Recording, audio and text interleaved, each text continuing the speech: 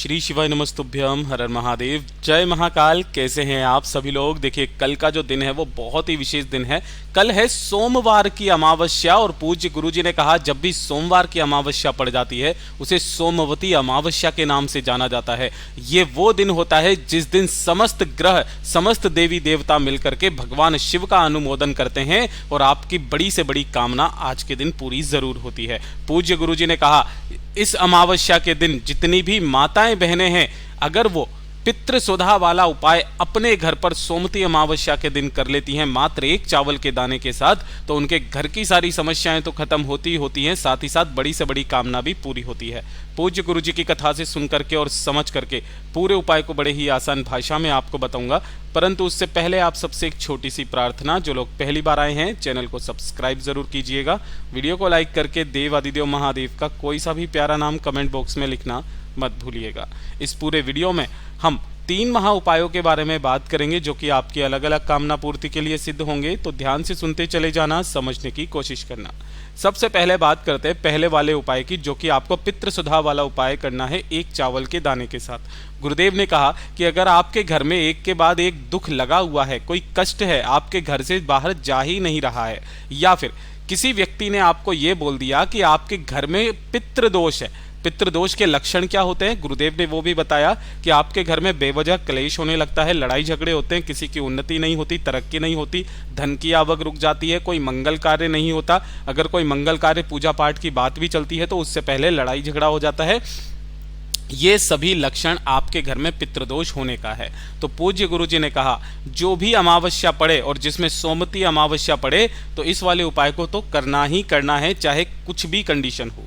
आपको मात्र एक चावल का दाना लेना है। वो चावल का जो भी दाना लोगे वो कैसा होना चाहिए, अक्षत, पूर्ण चावल का दाना। ऐसा नहीं आपको खंडित चावल का दाना ले लो, नहीं, एक ही चावल का दाना चाहिए अक्षत। और उसे क्या करना है, अपने दाहिने हाथ की हथेली पर सोमवती अमावस्या के दिन किसी भी समय पर आप इस उपाय को कर सकते हो।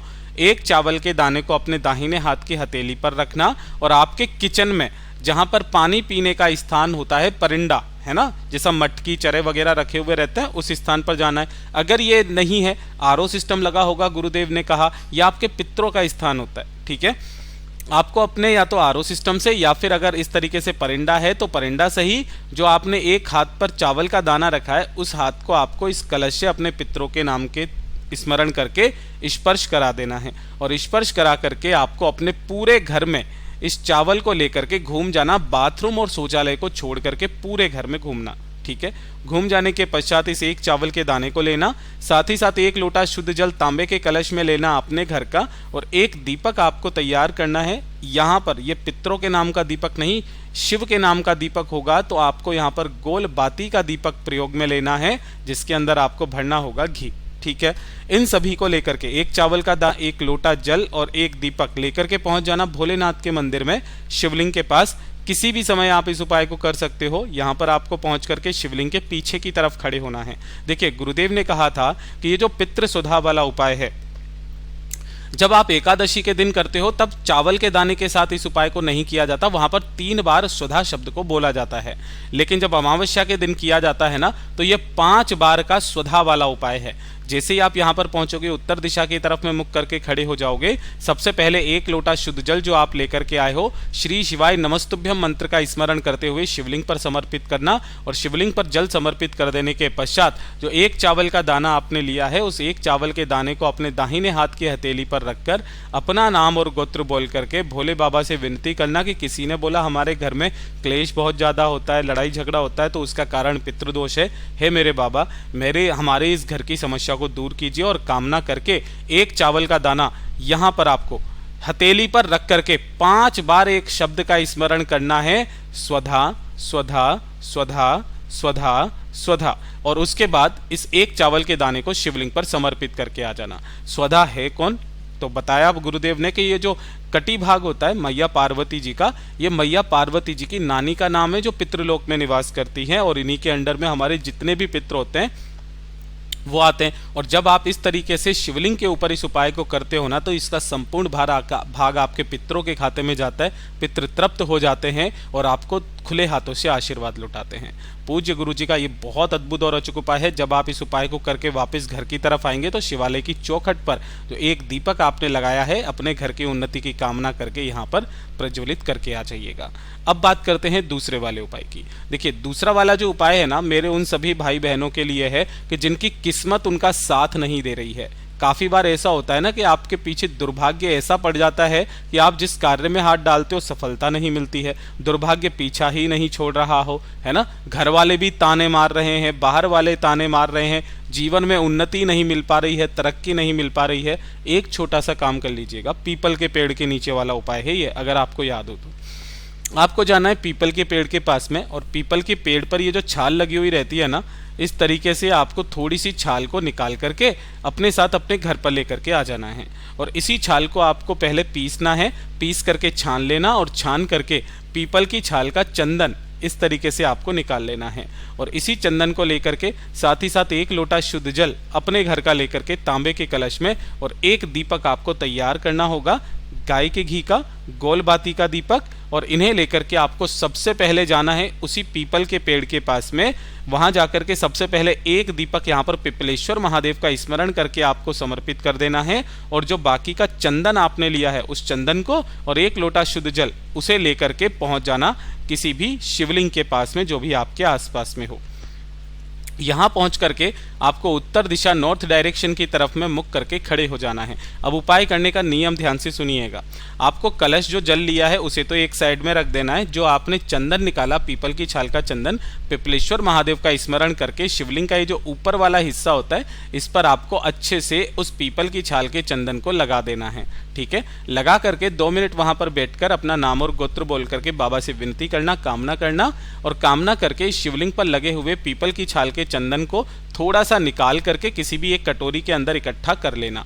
और उसके बाद ये जो एक लोटा शुद्ध जल आपने लिया है, इस संपूर्ण जल को आपको शिवलिंग के ठीक ऊपर समर्पित करना होगा। श्री शिवाय नमस्तुभ्यम मंत्र का स्मरण करते हुए धीरे धीरे करके एक धारी से। ठीक है, जल समर्पित कर देने के पश्चात ये वाला जो पीपल की छाल का चंदन आपने लिया है, इसके अंदर कोई सा भी लाल चंदन या पीला चंदन मिला करके जब भी आप अपने घर से बाहर की तरफ निकलो या किसी भी कार्य को करने के लिए जाओ, तो इस वाले चंदन की मात्र एक बिंदी अपने मस्तक पर और एक बिंदी अपने कंठ पर लगा करके निकल जाना। पूज्य गुरुजी ने कहा, जिस कार्य में हाथ डालोगे सफलता मिलेगी, चाहे नौकरी हो, चाहे इंटरव्यू हो, चाहे बिजनेस हो, सफलता आपके साथ रहेगी। पूज्य गुरुजी का बहुत अद्भुत और अचूक उपाय है, जरूर कीजिएगा। और ये तीसरे नंबर का उपाय, जितनी भी माताएं बहनें मेरे इस वीडियो को सुन रही हैं, देख रही हैं, अपने परिवार के निमित्त आप सभी लोगों को अपने घर पर ये उपाय ज़रूर करना है। गुरुदेव ने कहा कि अगर आपके घर में धन को लेकर के समस्या है, पैसा नहीं आ रहा है, कर्ज लेने की नौबत आ चुकी है या कर्ज चुकता नहीं हो रहा है, दुकान अच्छे से नहीं चल रही है, नौकरी में पदोन्नति नहीं हो रही है, अनावश्यक खर्चे बहुत ज़्यादा आपके जीवन में हो रखे हैं, पैसा बिल्कुल बच ही नहीं रहा है, तो जो भी अमावस्या का दिन पड़े उस दिन आपको ये काम करना है। आपको एक दीपक तैयार करना है अपने पितरों के निमित्त। और आपको सबको पता है कि जब भी पितरों के निमित्त कोई दीपक बनाया जाता है तो वो किस तरीके का होता है, लंबी बाती का दीपक होता है। और इसके अंदर आपको भरना होगा, देखिए गुरुदेव ने यहाँ तक कहा, या तो गाय का घी भरना, और गाय का घी नहीं है तो आप तेल भर देना, लेकिन भैंस का घी भूल करके भी काम में मत लेना। ठीक है, तो आपको इस तरीके से एक लंबी बाती का दीपक तैयार कर लेना है। इसी के साथ में आपको लेना होगा एक लोटा शुद्ध जल अपने घर का तांबे के कलश में, और साथ ही साथ आपको लेना होगा एक सिक्का। एक सिक्का चाहे 1 रुपए का हो, 2 रुपए का हो, 5 का हो, 10 का हो, जो सिक्का मिल जाए वो सिक्का ले लेना। जो सिक्का आपने लिया है उस सिक्के को इसी वाले कलश के अंदर आपको डाल देना है। और आपके घर में जहाँ पर भी तुलसी जी का गमला है, उस तुलसी जी के गमले के पास में जाकर के जो आपने एक दीपक लगाया है, बनाया है, उस दीपक को पहले यहाँ पर तुलसी जी के जड़ों के पास में समर्पित करना है, जिसकी बत्ती का मुख यहाँ पर आपको दक्षिण दिशा की तरफ रखना है, अपने पितरों का स्मरण करते हुए। ध्यान रखना, उत्तर में नहीं, दक्षिण दिशा में रखना है। और उसके बाद जो एक लोटा जल जिसके अंदर आपने कलश में सिक्का डाला है ना, उस जल का संपूर्ण जल आपको इस तुलसी जी के गमले की जड़ों में आपको समर्पित कर देना है।